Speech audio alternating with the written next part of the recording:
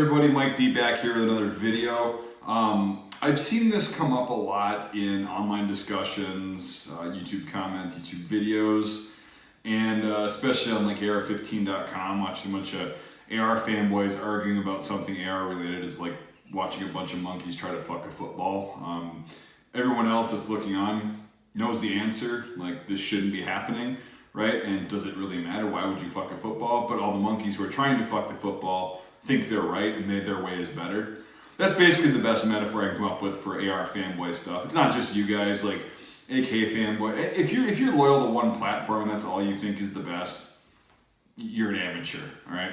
Anyway, I guess I'm bitching and kind of doing the same thing that I'm bitching about, but I don't have brand loyalty. I think if it works and it's cool and you can hit your target, so be it. Now, that being said, we're going to talk today about the forward assist on the AR-15. Is it necessary? Do you need it? Why is it there? Why do most modern ARs have one? How often do you actually use it? You know, that kind of stuff. So we'll kind of get into the brief history. Like this is the original M16, right? The Colt Model 604. And it does not have a forward assist, right? The bolt carrier group does not have chatter marks for the forward assist, etc., etc. Which is odd because every subsequent AR pretty much after this had a forward assist, unless it was the Air Force's XM177, but again, different story. Air Force didn't like forward assist, Army did. So basically, it's like, why do you actually need a forward assist? So we go from the M16 to the XM16E1, right? This was the Army's kind of order and answer to the M16's problems, right? So their logic was that you were going to take this thing, right?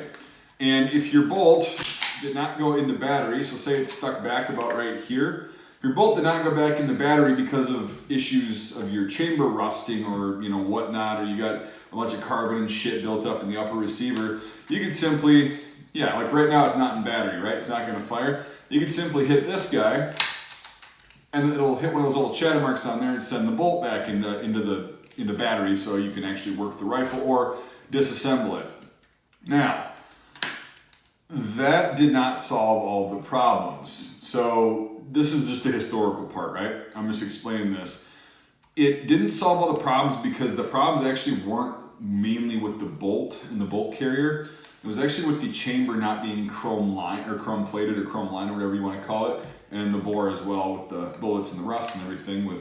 That's a whole other issue. But so it was mainly having to deal with rounds getting stuck and mud and debris and other various shit getting stuck in the chamber of the barrel, not allowing the rifle to go back into battery. So the solution to that was to put this on there, and it's like, okay, if you think about a rifle, okay, if you have to physically force the bolt into battery to get another shot off, your rifle's probably screwed. So you probably don't want to fire it anymore. But a lot of the people thought that, oh, if it's not going into battery and I hit this, I'm good to go and keep firing. No, you're going to have another failure to fire malfunction. Like, it's almost guaranteed.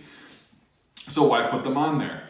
Well, I don't know if they thought about this or not, or some people figured it out, but it can help if you need to get your rifle apart during a firefight, which is always a great idea and a great thing to design your rifle on based on, oh, we don't need to clean it, self-cleaning. Basically, yeah, if you get it back into battery, you can take out this rear pin and pop the upper receiver out and try to clear the obstruction or get the spent round out with a clearing rod, a cleaning rod, or something like that. That was documented having been done. So that was the original intent and purpose and application of the forward assist, right? And the original forward assist was kind of this big teardrop. This is the teardrop style forward assist. And we're going to go on to a more modern AR, so this is going to be like an A2 platform on a carbine. So you're going to have the forward assist that's just kind of the push button or the button forward assist. Still present though. Even on military AR-15s, or not AR-15s, military M4s and M41 carbines and all that stuff, they're going to have a forward assist, A2s, A3s, A4s, all that stuff. How often is it actually used? Well, when I was in the military, I was 11 Bravo, so we were pretty familiar with this weapon platform, and we fired a lot of rounds through it. And I think I actually used the forward assist 10 to 20 times while I was in for 4.5 years. That's actually a significant number. And that mainly came from, yes, I maintain the weapon, right? I know how to maintain an AR platform, right? They pound that into your head. It wasn't necessarily that, it was just the amount of rounds that were fired in a short amount of time, heat, and then it caused the carbon to kind of start gunking up in the upper receiver. The chamber, I really didn't have problems with stuff getting gunked up in there. That was usually pretty clear. The issue I always had, and I think a lot of other people have had with an AR, is if you use just a little bit too much CLP or oil, or you decide that you're one of those guys that just dumps a bottle of CLP in there to solve the problem, what you're gonna get is you're gonna get that carbon mixing with the CLP or whatever lubricant you're using. And it's just gonna start getting really thick. And it's not that your bolt won't go back into battery, it's just that it won't go back into battery when you need it to. So it'll be like a pop, and then it'll be kind of going, and then it'll slide forward. When that starts happening, it sucks. That means you need to take your weapon apart and clean it. Like, you should not be firing anymore, like, if you can help it. So anyway, when I was using the forward assist, a lot of times it was when we were out at the range all day doing qualification stuff, familiarization fire, and you do FAM fire all day long, and then by the time you get to qualification, it's like, okay, well, I haven't had a chance to fully, clean this thing. I've wiped it down, but then you go to the qual range, and yeah, there's just a little bit something wrong, and that one round, it just won't go back in the battery quite all the way.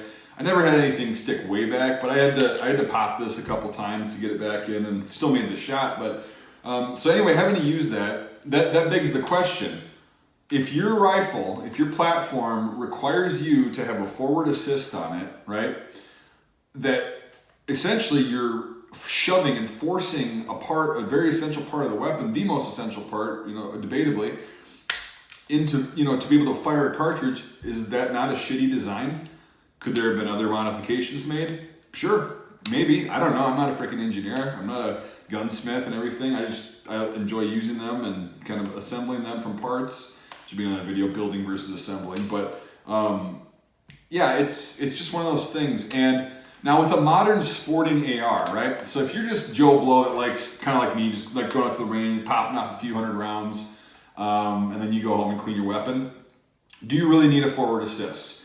And my answer, like my honest opinion, but this is just all it is in my opinion, is no, you don't need a forward assist. So go ahead and get yourself one of these old school, slick side 604s, or even a modern day slick side. You don't necessarily need a forward assist on the AR15 if you're not going to be dragging it through, Vietnam and Panama and stuff like that, or the deserts of Iraq and just very unforgiving territory.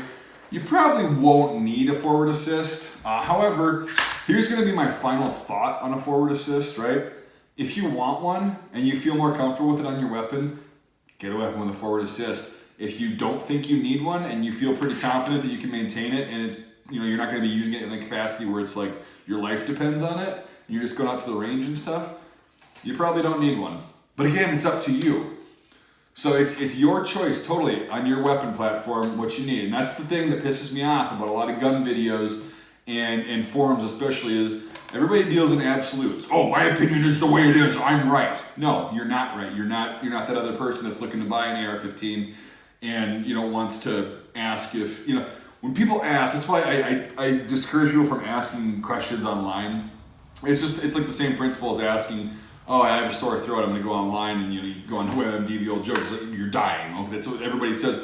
Oh my God, you're dying, go to the doctor. Really, go to the doctor. I hadn't fucking thought of that. Good idea. Yeah, that's why I'm on an internet website trying to find out if there's an alternative solution. It's because I didn't fucking think, oh, go to the doctor. Yeah, no, it's the same thing with guns and everything that's like I don't even know what the hell. It's like a topic of it's cool to know about and have information about. People are just absolutely stupid when it comes to just dealing in absolutes. Oh, you gotta get a Glock. Oh, you gotta Smith & Wesson M&P. That's the only pistol. Oh, get a 1911 or a Sig Sauer or get the only rifle you should get is an AR-15 because this, and this, or an AK. Well, here's the thing: is brand loyalty. I'll just do a brief little. I'm sorry, this video is kind of a rant video more than anything, but I've actually had an FAL fail to go back into battery. I have. So it's not necessarily that I'm ragging on this weapon platform, because the FAL is one of my favorite semi-automatic platforms. I've had it not go into battery, and it doesn't have a forward assist, or and the charging handle isn't directly attached to it like an AK, so you can't kick it, So what I had to do is I had to literally just beat the shit out of the side of it so I could get it apart and then figure out what was wrong with it. My bolt had a bunch of gunk in it, and the bolt itself was the problem, not the carrier. So anyway, does that mean that the AR is a shitty platform? Yes and no. It's totally debatable. But when you're dealing in absolutes, when you're debating this stuff and you're just stating your opinion as a fact, it's pretty stupid, which is why I said, if you feel more comfortable with a forward assist, go for it. And if you don't get it. Like, really, in the end, does it really fucking matter what somebody else does? Really, like, does your life depend on that person getting an AR with a forward assist or not? Is it better to have one with, better to have one without? I don't think so. Like, it's totally personal preference, guys. Have fun with this shit. Guns are fun. It's fun to be a responsible gun owner in the United States. It's one of the few rights we have, that sets us apart from the rest of the world. It's freaking awesome to own these things and mess around with them. You don't gotta be a twat about it. So, anyway, hopefully this video was a little bit different than my normal videos. I'm kind of combining a rant video and information video, because it's been one of those Mondays where literally everything's gone wrong. So I just said, fuck it, I'm gonna make a quick video, blow off some steam, but still try to stay on track and be factual. So let me know what you guys think. Yeah, if you're whiny and offended, I can't help you, that's your problem.